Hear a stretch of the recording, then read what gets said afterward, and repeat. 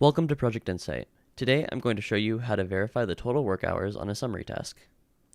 So in Project Insight, the work hours on a summary task should simply be the sum of the work hours on all child tasks.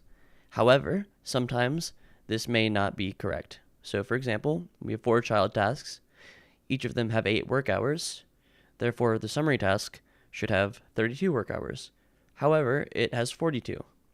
So the main reason for this is that someone either mistakenly entered hours into the summary task itself, or the summary task used to be a regular task and had work hours on it, however, it was converted to a summary task. Now, to show you how to check for this, there's 2 ways. The first way is the easiest. You'll inline edit the summary task to see if there was any work hours manually entered.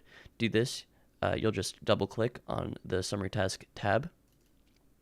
And as you can see, there was 10 work hours manually entered. So if we remove those, you can see that the summary task is now back to 32 hours.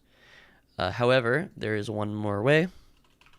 The other way to do this is clicking on the summary task itself, going into the edit page for it, going to edit task, and under here you can see that we have 10 work hours. So let's cancel that edit. However, if you are on the task details page and not on the task edit screen, you will not see the work hours applied to the summary task. You'll just see the sum of work hours from the summary task and its children.